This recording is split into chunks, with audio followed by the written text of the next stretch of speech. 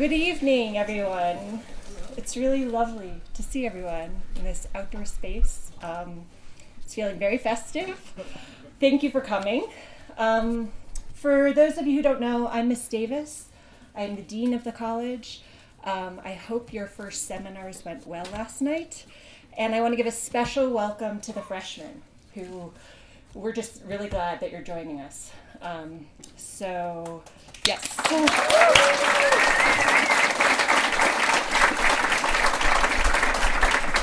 So one quick announcement before I get started, because I have all of you here, and that's actually pretty rare. I want to let you know I'm going to have a study group this fall on Fridays at lunchtime in the private dining room. And there is the reading list over in the refreshment table. There'll be selections from seminar from the week, different year each week.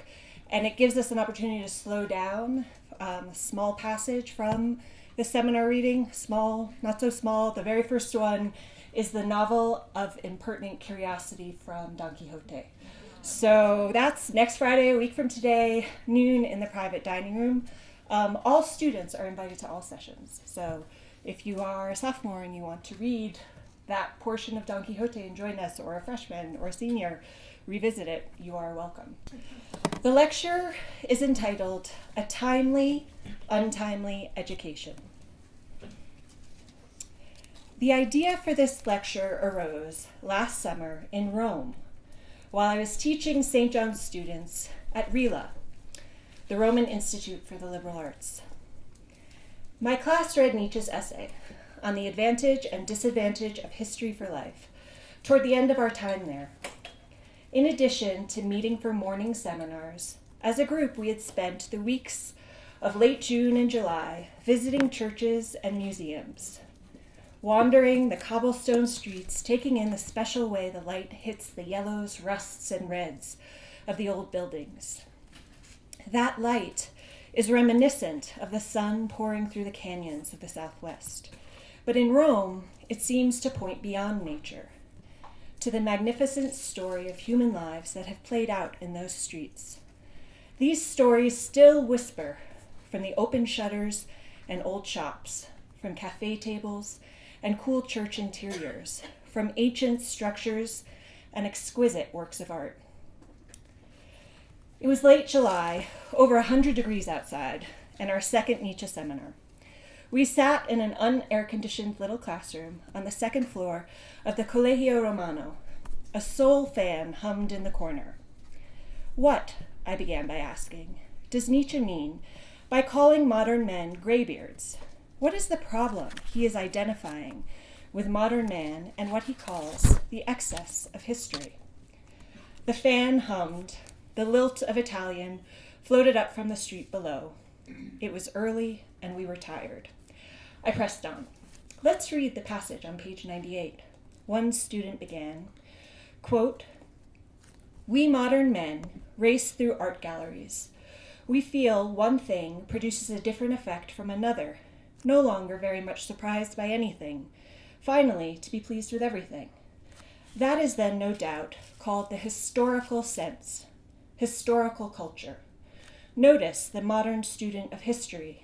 One needs only to shake him, and wisdom comes clattering down into one's lap. But the wisdom is rotten, and there is a worm in every apple." Are we those men? I asked the class. Weren't we just yesterday walking the halls of the Palazzo Barberini in just this way? Scanning the walls, ingesting, appreciating, but not being too taken in by anything, stopping when we were told something was a masterpiece and taking note of the clatter of wisdom about the painting or the sculpture to file away. But, I pressed on, haven't you also felt something different while you've been here this summer? I gave them an example of when we'd been in the Roman Forum a few weeks earlier. At the far end, at the Curia, the Senate House, we were told that this was the true center of Rome. This was where people had met to talk politics, to debate, and discuss. And in pre-Republic times, it was home to the mundus, an underground space thought to be a gateway to the underworld, where ritual sacrifices took place. The exact spot where we stood that day, dusty and hot, milling with the other tourists, that earth and those crumbling, quiet structures around us were the umbilicus urbis, the navel of the city. All roads, not only in the city proper, but across the entire Roman Empire's height, led to that spot, were measured from a stone right there. Aside from, or perhaps alongside, all the facts we learned about the Forum on that day, all the whats and whos and whens, I felt the simple fact that it had been real, that it had truly existed, grand, monumental, itself and nothing else. Nietzsche develops an argument On the Advantage and Disadvantage of History for Life, about a way of being in the world that nourishes life, life with a capital L, rather than deadening it. We are invited to think about this in terms of our relationship to history. He elaborates different ways in which humans can employ the past as a means toward life: monumental history, antiquarian history, and critical history. And he contrasts these enlivened relationships with the impoverished relationship modern humans tend to have towards history, a relationship that renders us, as a species, old, gray, and impotent. However, though both the title and the structure of the essay help tempt us to understand Nietzsche's project to be something like an exposition of the possible relationships humans have to history, it becomes clear that the essay is something much different, much more than that. He opens with a quote from Goethe, which reads, quote, "I hate everything that merely instructs me without augmenting or directly invigorating my activity." This quote appropriately frames Nietzsche's meditation, which itself is not one that simply instructs us by giving us a framework or schema for how to understand history, but somehow invigorates us, leading to a quickening of life within the reader. It seems likely to me that Nietzsche's essay presents us with an alternative possibility for relating to the historical, one that does not show up as an example in the essay, one which Nietzsche does not identify in the content of his exposé, but makes manifest in the writing itself. Understanding what thriving amounts to for Nietzsche, what life with a capital L amounts to, is always complicated. It seems that in his writing, we tend to come to face life in contrast. It is by recognizing something like the deadening effect of modernity on the human, the absence of vigor and health, recognizing ourselves as the men racing through art galleries, no longer very much surprised by anything, finally to be pleased with everything, and experiencing the stifling effect. It is here that we begin to consider the way we consume and collect and clatter with information at the expense of really living. And it is this kind of contrast between the condition we find ourselves in so often and a sense of something more that we truly are. It is here that we begin to stir. Part 1. Forgetfulness as the grounds of life.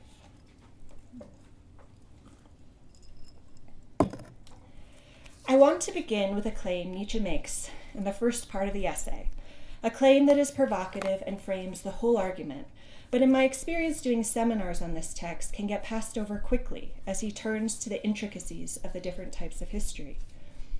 The claim I get stuck on is the following. For human action to be possible, for life to be possible, there must be forgetting. Forgetting, Nietzsche writes, quote, is essential to action of any kind, end quote. To clarify this claim, Nietzsche turns to the image of contented grazing cattle. Cattle leaping, eating, resting, without melancholy or boredom. He says that man envies the animal who, quote, at once forgets and for whom every moment sinks back into night and fog, end quote. This is compared to man who, as he puts it, quote, braces himself against the great and ever greater pressure of what is past. The past encumbers his steps as a dark, invisible burden. This is why it affects him like a vision of lost paradise to see the herds grazing, or a child which, having as yet nothing of the past to shake off, plays in blissful blindness, end quote. The cows eat and sleep and leap playfully. It is what Nietzsche calls living unhistorically. We see that there can be action where there is little memory. However, action, life, as he puts it, is, quote, altogether impossible without forgetting, end quote. It is important to note here the uniquely human characteristics that result from the historical burden we bear. We hold on to the past and pull it into the present in ways that make, alongside melancholy and boredom, reflection, causal thinking, language, simply put, the light of reason, possible. And Nietzsche recognizes this. Quote, it is true that only by imposing limits on this unhistorical element, by thinking, reflecting, comparing, distinguishing, did man become man. But, he adds, with an excess of history, man again ceases to exist, and without that envelope of the unhistorical, he would never have begun or dared to begin, end quote. So, it is the envelope of forgetting, the unhistorical atmosphere, within which alone, he says, quote, life can germinate, and with the destruction of which it must vanish, end quote. So what does it mean that forgetfulness, the unhistorical, is the grounds for all action, all life? In some sense, perhaps, the primacy of forgetfulness in Nietzsche's argument might not seem too surprising when we think about it. I have a memory of walking into the dining hall when I was in college. As I focused to find the table of my friends and head toward them, I had the realization that this was only possible because the rest of the room had, in a sense, faded into the background. In order to move forward with purpose towards something specific, I had to forget the rest, or at the very least, it had to retreat. If one ever faced the totality of circumstances, whatever that would mean, the total historicity of one's condition, Nietzsche argues one would, quote, hardly be willing to raise a finger. What deed, he asks, quote, would man be capable of if he had not first entered into that vaporous region of the unhistorical, end quote. I'm reminded of Borges's short story, Funes the Memorias. It's the story of a man who is privy to and remembers every detail of every instant he experiences. Funes is so overwhelmed by information that every time he sees his own face or looks down at his hands, he is surprised, experiencing them entirely anew. This extraordinary ability leaves Funes unable to move, in a sense, unable to think. No instant is the same as the next. He sits in a dark room, haunted by the totality he cannot escape. What we get right at the beginning of Nietzsche's essay, which frames the critique of excess history and the modern graybeards to come, is the claim that human action relies upon our capacity, in the face of the cacophonous stream of endless becoming, to stabilize a part, to draw a horizon, to forget. It is in that forgetfulness, and that forgetfulness only, that life is possible. Interestingly, the argument for the necessity of forgetting not only calls attention to life's reliance on horizons and the stability, on horizons that stabilize, but provocatively, Nietzsche extends the language to injustice. Subduing the endless particularity of historical becoming in order to act with conviction seems like it would require great force. What, for example, would allow Funes le Memorias to extract himself from the barrage of particularity in order to commit to an action? Nietzsche points to love. Quote, it is only in love, only when shaded by the illusion produced by love, that is to say, in the unconditional faith in right and perfection, that man is creative, end quote. He reminds us of what it is like to be seized by a vehement passion for a person or a great idea.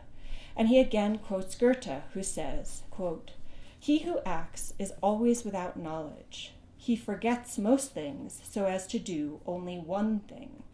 Thus, he who acts loves his deed infinitely more than it deserves to be loved," end quote. It is in this state, like the intoxicated lovers in the woods in Midsummer Night's Dream, that one is the least capable of being just. Blinded by love, one is, quote, "narrow-minded, ungrateful to the past, blind to daggers, deaf to warnings. One is a little vortex of life in a dark sea of oblivion," end quote.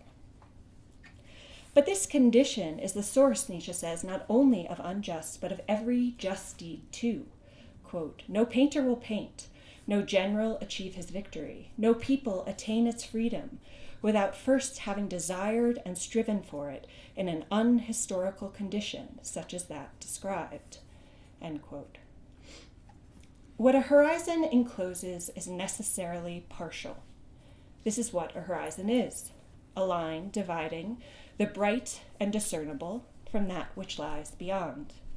And the provocative claim that Nietzsche makes is that because the illuminated enclosure, my friends at the other end of the dining hall, a painter's vision, a general's battle plan, etc., necessarily holds sway over us as though it were total, the little island where life and action happen is unjust, untrue in some way, a part masquerading as the whole. I think about how I feel if I have to cross a creek or a stream by way of rocks.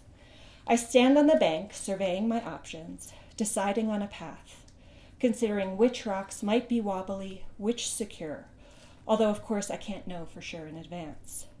But no amount of calculating and deliberating is going to get me off that bank. This isn't to say the reasoning is unnecessary or unhelpful, but just that it is not enough. At some point, I have to just go. I launch. I'm off.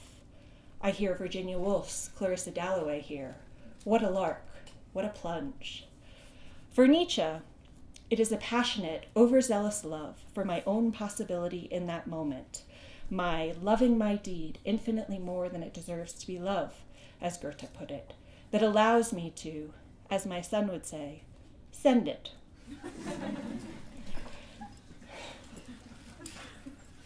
My historical sense, my reason, is at work as I navigate my options. But if this sense overwhelms the daring, because there is so much, infinitely much that I might weigh or consider, I, like Funes, would never start moving.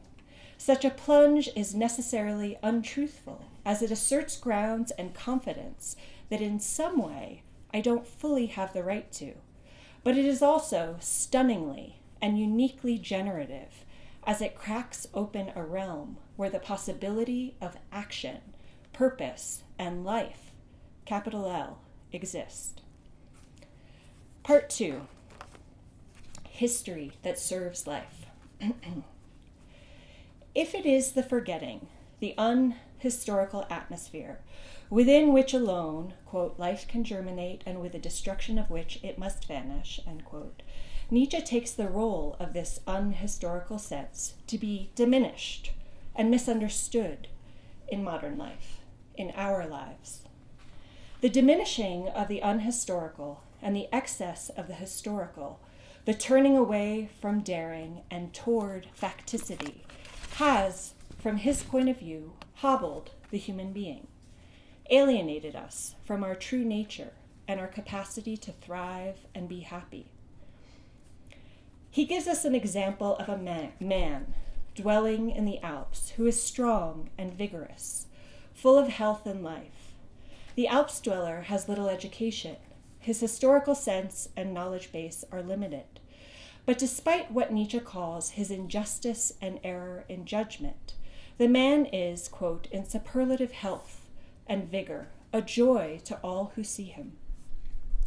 He compares this Alps dweller to a modern man who is far more knowledgeable and educated, but is sick and collapses because, as Nietzsche puts it, quote, the lines of his horizon are always restlessly changing, because he can no longer extricate himself from the delicate net of his judiciousness and truth for a simple act of will or desire.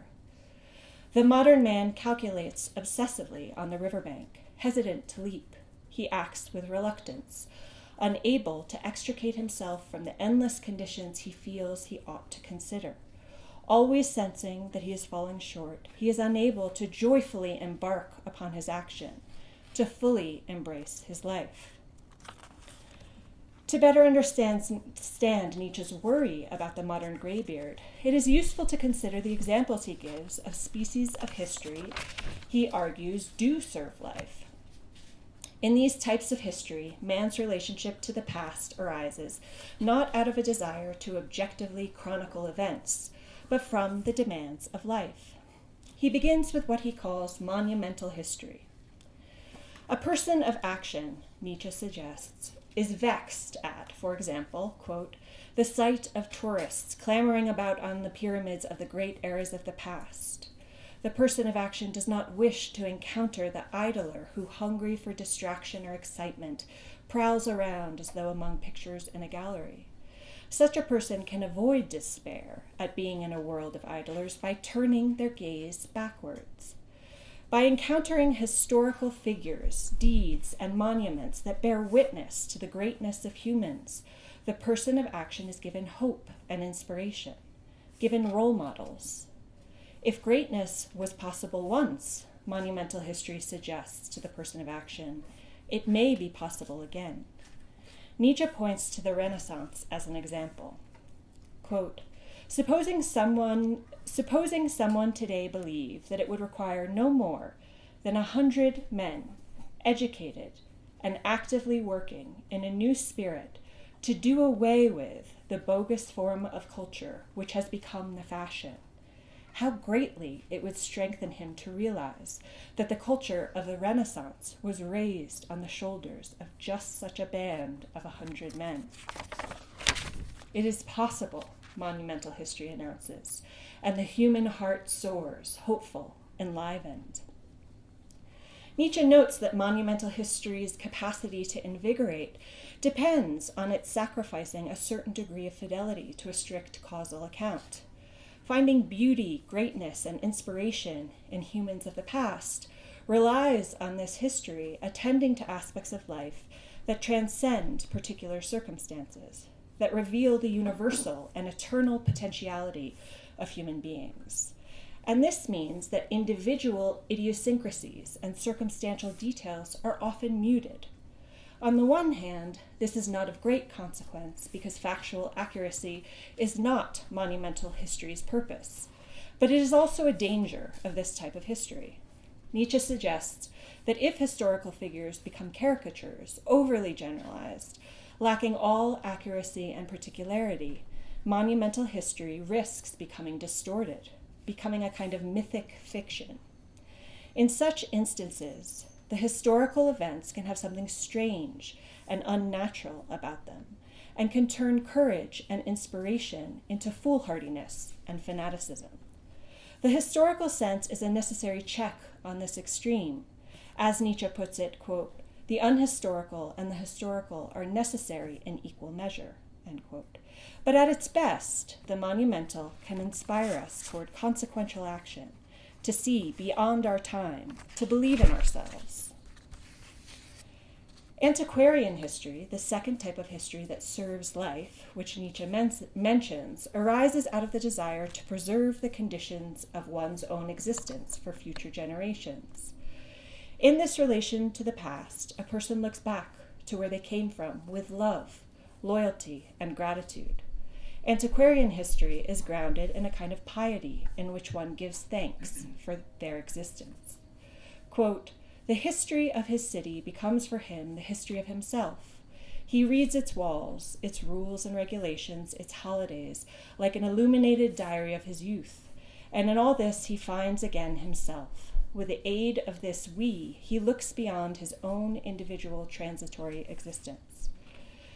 Nietzsche suggests that antiquarian history can yield happiness that is cultivated by knowing that one is not wholly accidental and arbitrary, but grown out of a past. One's existence is, in a sense, justified. One has a place, belongs. Such history, too, however, can go awry if the narrow field of vision that is inherent to this mode of history results in a person revering everything old and everything that is their own, and rejecting everything new and everything other. The danger is that rather than conserve life, antiquarian history can end up mummifying it.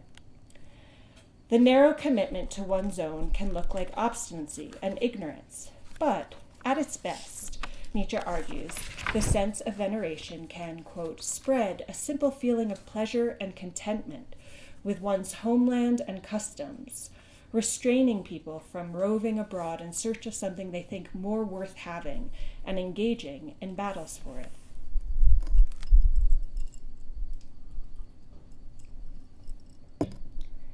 Finally, he gives us critical history as history that serves life. Critical history exists in relation to human suffering and the need for deliverance.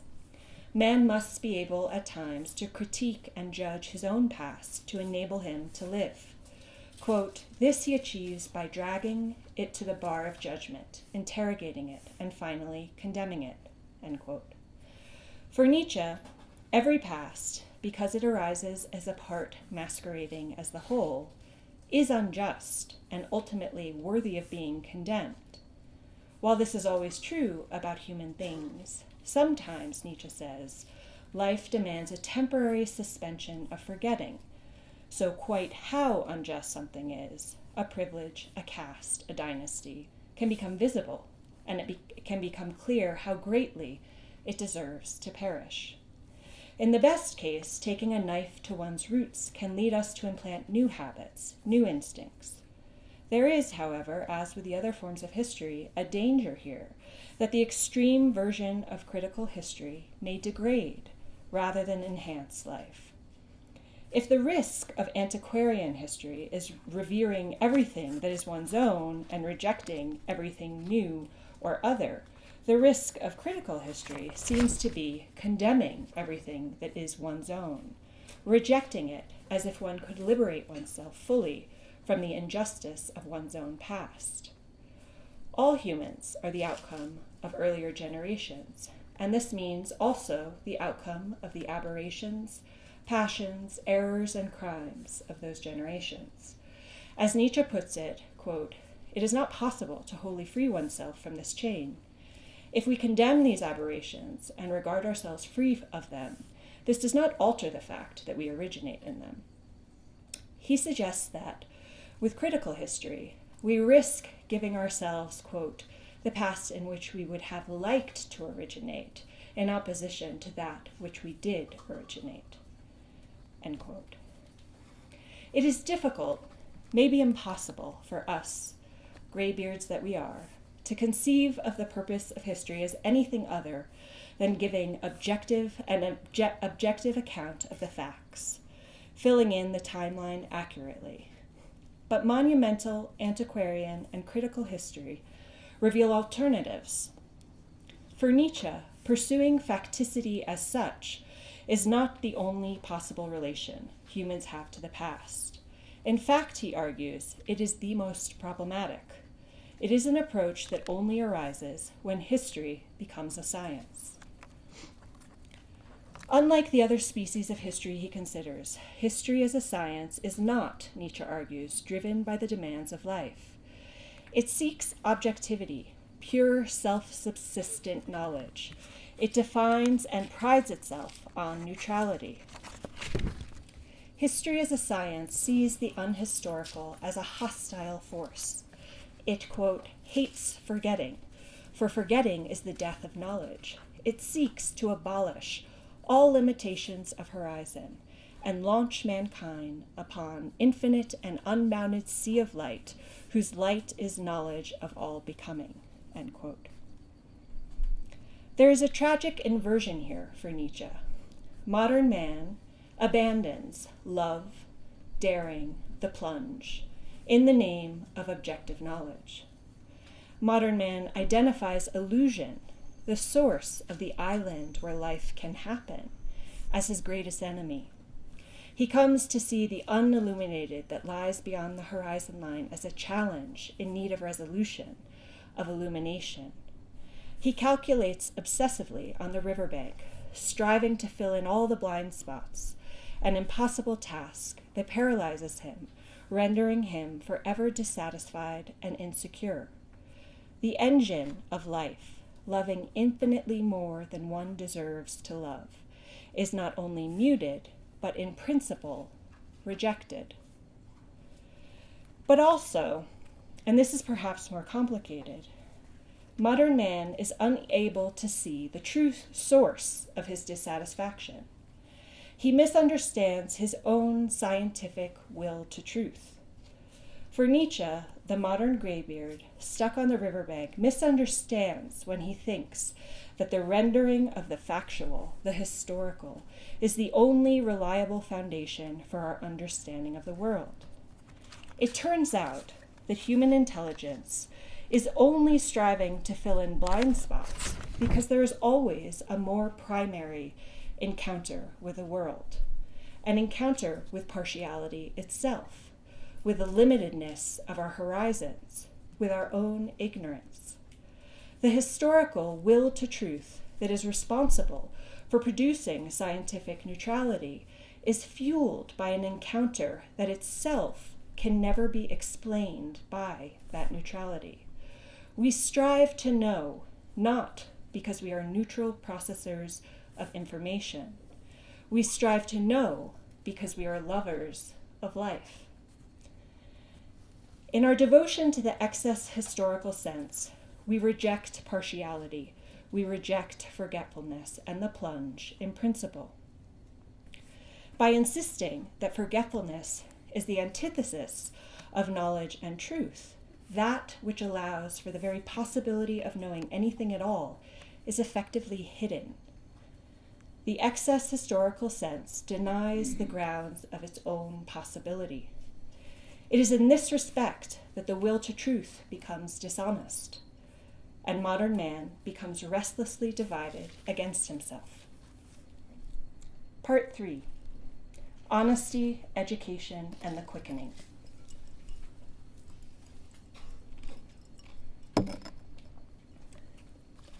One would think, Nietzsche writes, that history would encourage men to be honest, even if only honest fools, and hitherto this has indeed been its effect, only now it is no longer. Those who relate to the past through monumental or antiquarian history may be foolish to forego accuracy, as their history speaks in the language of hope, inspiration, and reverence, rather than the language of objective facts and figures.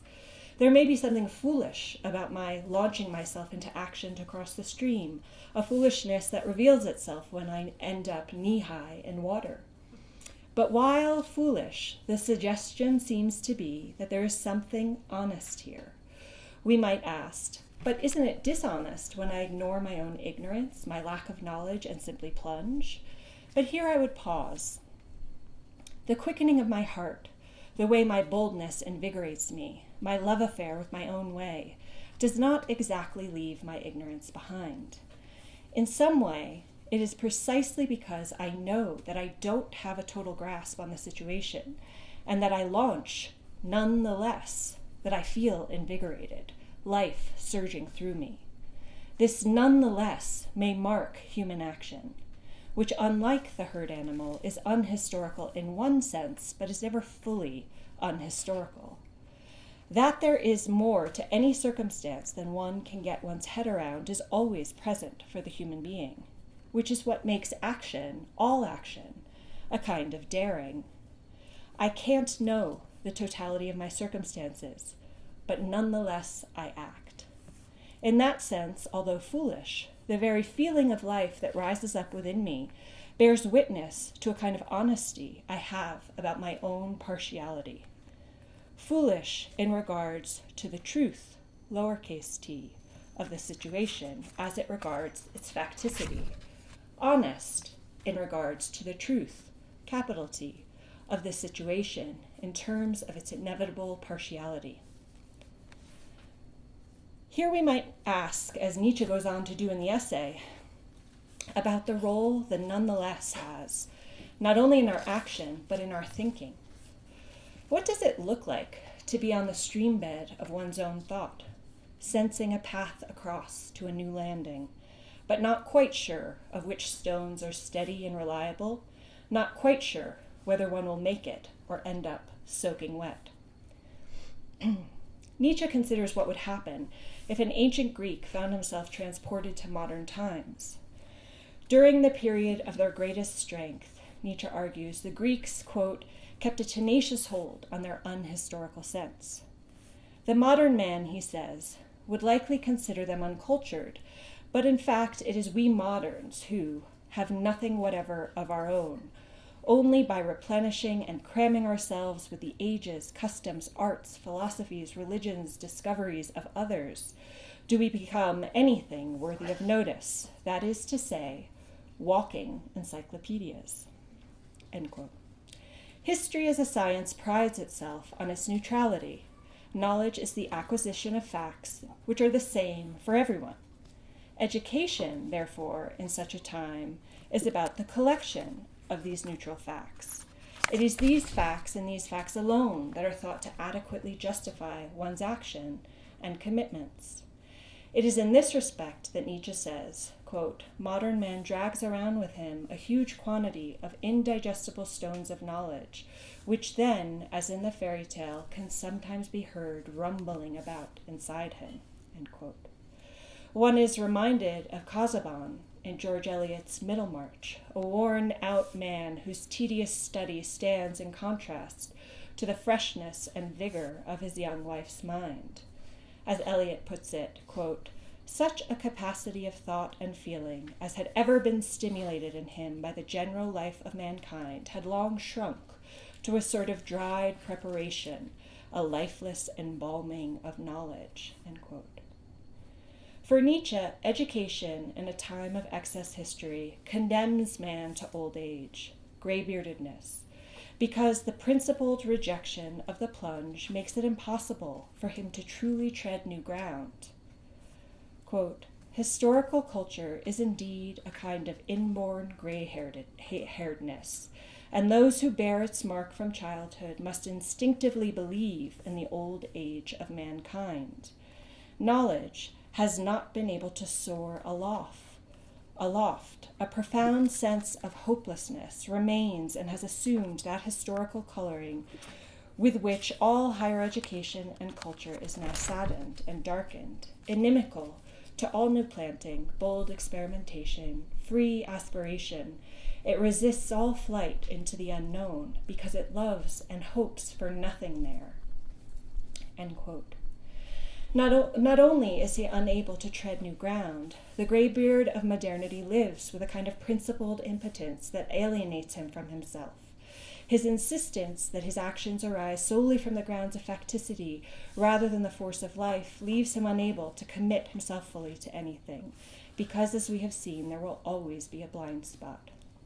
Not only is the graybeard dissatisfied and unable to fully commit to his action, but he is also unwilling to truly admit or examine the source of his dissatisfaction, because it would call the eminence of historicity itself into question. As a result, as Nietzsche puts it, he becomes, quote, a walking lie. The consequences of this repression are various, but one of the most significant is that man's interior becomes, quote, too feeble and disorganized to produce an outward effect and endow itself with a form, end quote. Nietzsche suggests that societies of excess historical culture tend to boast the, quote, free personalities they produce, but in fact there are, in his words, quote, no personalities to be seen, let alone free personalities, nothing but anxious, muffled up, identical people. Because modern man turns to the historical, the collection of neutral facts, to ask, how ought I feel about this? Rather than trusting himself, he finds himself turned actor, quote, playing a role, usually indeed many roles, and therefore playing them badly and superficially, end quote. It is thus for Nietzsche that modern man forgets his instincts. He sinks into, quote, his own interior depths, which here means into the accumulated lumber of what he has learned, but which has no outward effect of instruction which does not become life, end quote. Section 5 is a caveat. We might pause here. It is possible, maybe likely, that given the world we live in, one begins to worry when we hear this critique of modern man's excessive commitment to facticity and neutrality of information in the name of a more original relationship that privileges life. How can we not be worried today about the creative liberties that are taken with accounts of history, as politicians, newsmakers, and others replace what they would like to have been the case for what was, in fact, the case? This is not the topic of this talk, but it seems important to spend a minute addressing the elephant in the room, and we can spend much more time with that elephant in the question period. It's my sense that the kind of manipulation of facts that we worry about today is decidedly not what Nietzsche means by history in the service of life. I don't think such manipulation expresses the plunge into life that he worries has been muted in modern times. Rather, I understand the fake news phenomenon to be a symptom of the extreme excess of historical culture, playing out much in the way Nietzsche anticipated and lamented. No one should be surprised, he argues, quote, if the people perishes of petty egoism, ossification and greed, and systems of individualist egoism, brotherhoods for the rapacious exploitation of the non-brothers, and similar creations of utilitarian vulgarity may perhaps appear in the arena of the future. When an individual or group manipulates a timeline, insisting on the objective reality of their version of things, the power of such an alternative account relies on our commitment to facticity and the neutral authority of facts. Such manipulation uses the authority of excess history towards its own ends, and those ends are reflections of the individualist egoism that characterizes the weak personality of modern times for Nietzsche. Human daring, I take it, is not about moving pieces around in a system of excess history to one's own petty advantage, but about stepping out into the open in a way that is unthinkable from the point of view of such a system. Stepping out into the open is characterized by daring, but that daring, as much as it is connected to will and passion, is also connected to a kind of humility, though this is not the language Nietzsche uses in this essay. The nonetheless and the quickening of life it produces in us requires the honest facing that one does not know what is to come, does not know what is beyond the horizon. It is not about gaming a system already in place. The daring to exploit blind spots for one's own ends is very different from being beckoned, daring to venture out, to fall in love, not with oneself, but with something greater. There may be disagreements on some of this, which I welcome, but I'll leave it at that for now. Section 6, Antidote, the historical ensnaring the historical, and this is the conclusion.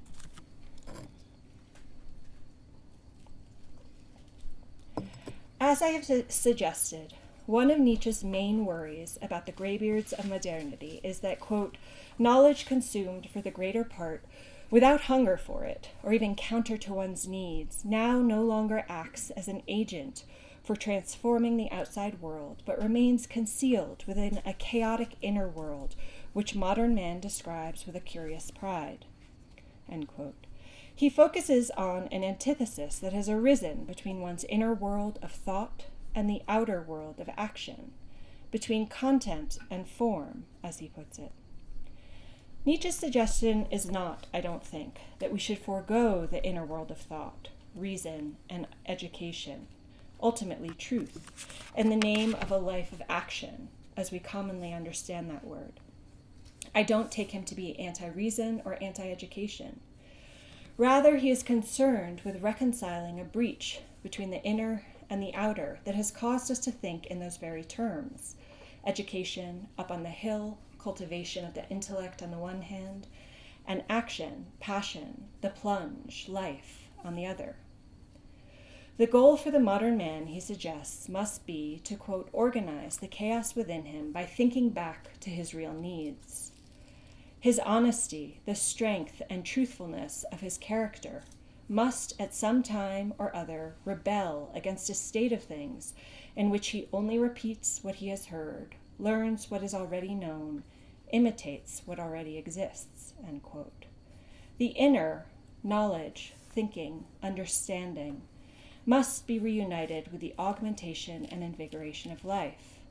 To put it differently, wisdom is not something to be acquired, but to be loved. Philosophia, in the original sense, the love of wisdom as an art of living. And as I suggested in the introduction, it seems Nietzsche's own work here is giving us an example of what this reconciliation might look like. He recognizes that his readers at the time, but even more so today, I believe, are overwhelmed by the excess of the historical. His thinking is pointing to something that lies outside this excess, outside our time. The essay is part of a collection entitled Untimely Meditations. But to reach us, he must speak our language. So he makes an argument that reflects on the facts. He systematically outlines species of history, the way the relationship between humans and the past has borne out in different ways, with different consequences. He creates a kind of schema that might be added to the stones of knowledge that rattle around inside us: monumental history, antiquarian history, critical history. But by laying out a schema that compares history that serves life with history as a science, he draws out a flaw in the excessively historical. He shows the logical impossibility of shedding all horizons. History as a science may objectify and neutralize the events that unfold through time, but it cannot account for their happening. The failure of history as a science to account for its own possibility, its own grounds, captivates us, the modern, obsessed with judiciousness and truth. If knowledge is about seeing the whole picture, we ignore the foundational forgetfulness, the plunge, at our peril. We who are obsessed with the objective way things are must face the envelope of forgetfulness, the partiality that makes our own pursuit of understanding intelligible. Ignoring this foundation hobbles history as a science on its own terms, and thus the historical itself ensnares the historical. As Nietzsche puts it, quote, history must itself resolve the problem of history. Knowledge must turn its sting against itself. He appeals to our dedication to eradicating blind spots. It is impossible to ignore the logical flaw he has shown us. His argument doesn't in any straightforward way provide a new love or infatuation to overcome history as a science. It does not return us to the monumental or the antiquarian, but it does usher forth a doubt, and it seems to me a doubt of a different, radical kind. The feeble doubts that characterize the graybeards of modernity have to do with a kind of moving goalpost. No set of facts and figures will fill in all the blind spots, and the graybeard's restless efforts are revealed to be essentially impotent. We are all Casabons. The doubt that Nietzsche's essay elicits, on the other hand, casts the authority of that framework itself into question. It doesn't move a goalpost. It threatens to dissolve the authority of the whole field. This dissolution, it seems, coincides with or recalls a need in us, a human need, not born out of historical culture, but of something more native to us. It is a need for honesty. When I stand in the Roman Forum, I feel a quickening as I get the sense of something that transcends the facts and figures on the kiosk at the entryway where I bought my ticket. I appreciate the information I learned, but there is an excitement within me, an urge towards something that those facts could never capture. At that moment, I am not troubled that I can't pin down with encyclopedic knowledge the whispers from the ruins that speak of another time. Because the modern graybeard takes the necessary partiality of his understanding to be his enemy, Nietzsche argues that he denies, represses the whisper of that beyond. The graybeard, quote, wants to understand, grasp, and assess, in a moment, that before which he ought to stand long in awe, as before incomprehensible sublimity. The reason is that he has lost and destroyed his instincts. The individual grows faint-hearted and unsure and dares no longer believe in himself. Expressed morally, he goes on, we, quote, are no longer capable of holding on to the sublime, end quote. We confine ourselves, as he puts it, to, quote, short-lived explosions, not rolling thunder, end quote. And here, as it's getting dark, we might turn to St. John's for a moment. Over my years teaching at the college, at times, I have asked students, usually toward the end of their sophomore year, if they're getting a sense of what their questions are yet. They often don't know what I mean by this at first. And I suppose what I mean is this. What are the questions that live within you, not as short-lived explosions, but as rolling thunder? I don't pretend that this question is easy or ever totally answerable. Finding the shape of one's questions is a lifelong project, a project that in some sense, Nietzsche suggests, is not separate from life, but central to its very nature. This strikes me as intimately related to what we do here. The authors we read show us the way. We learn from the rigor of their reasoning and the honesty of their approach. And then we encourage you to stand on the riverbanks of your thought, to listen and heed the questions that arise, not from the clamor of what you have been told to ask about the world and your life, not from the various kiosk-like authorities that give you stones of knowledge, but from a more remote and more honest place, a place that has everything to do with who you are, and the facing of which is something like what Socrates means by self-knowledge. Nietzsche's essay, An Untimely Meditation, is designed to elicit our desire for such honesty.